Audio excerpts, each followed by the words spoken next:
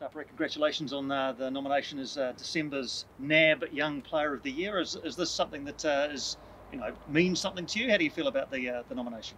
Yeah, definitely. I'm very pleased to be nominated for this award.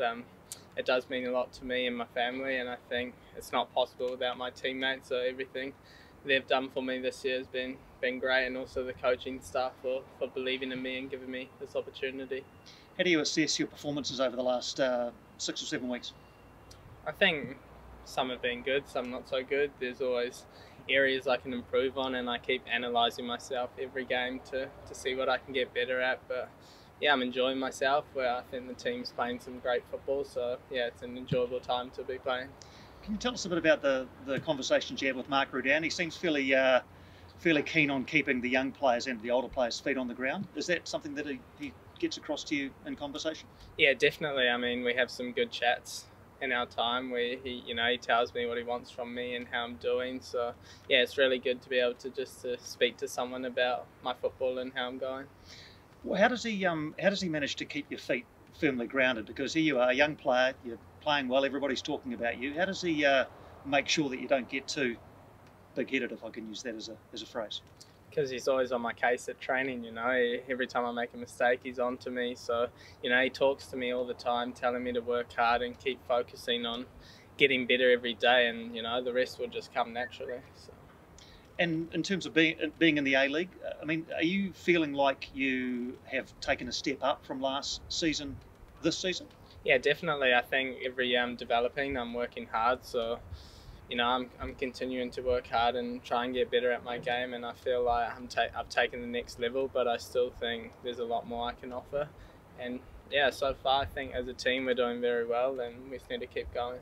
And earlier this season you were actually dropped out of the matchday squad, which was a surprise to all of us. Was it a surprise to you, and how did you react to that? Yeah, there was quite a bit going on behind the scenes as to why I wasn't playing, or things like that. So yeah, it just, if anything, it motivated me to work harder, and here I am now playing well, so I'm happy. And how do you yourself shut out the outside noise? Because there is a lot of outside noise, a lot of people talking about Sarpreet Singh. How do you block that out and just focus on playing well?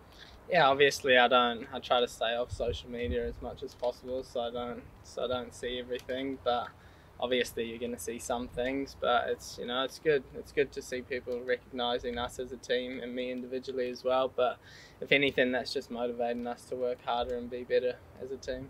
And have you got people outside of the football club who you can also rely on to stay grounded? Because as you say, you might stay off social media, but I'm sure your phone blows up after you come off in some games. Have you got people to keep you grounded, family, other friends outside the football club? Yeah, definitely. I think a couple of my old coaches up in Auckland, Hiroshi Miyazawa and Lee Kenyon, they were, they're big for me. They help me every time, and they keep pushing me to be better as well. So yeah, I'm very grateful for them. Mark said before the season got underway, he wanted the young players in the team to stand up, find their voices and become leaders in their own rights. Do you feel that as the season's got underway so far that you have got your voice and that you're leading the team in certain ways? Yeah, I think so. I think we can all lead in different ways, so I don't have to be the one that speaks or is very loud, but I lead through the way I play. So I think I'm becoming more a leader in the team. And you've said the team is going well, but even within the team, the unit of whether it's you, David, and Roy up front seem to be gelling together very well in the last couple of weeks. How do you bounce off each other? Yeah, I think it's just getting to know each other more and playing together more often. You start to realise, what the players in front of you like and the players behind you, where they like to receive the ball. It's just the more you play together, the more you start to get that connection. So, yeah.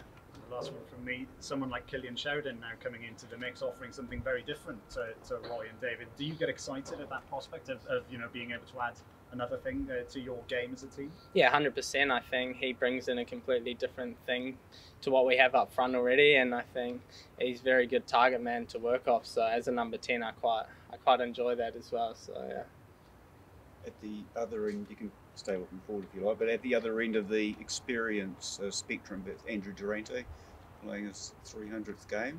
Just a comment about him, perhaps, or what you may have learned or. Unbelievable guy, he's a great leader. He's a legend of the club, and he's taught me a lot of things this year, and last year as well. So I'm very grateful to have these senior players in the team. Not just him, there's, you know, I can list all of them. They all help me in different ways. So I'm extremely grateful for all of them. And yeah, he's, you know, it's his 300th game. It just shows you what a guy he is and how long he's been playing in the league. So credit to him. Will the young boys ever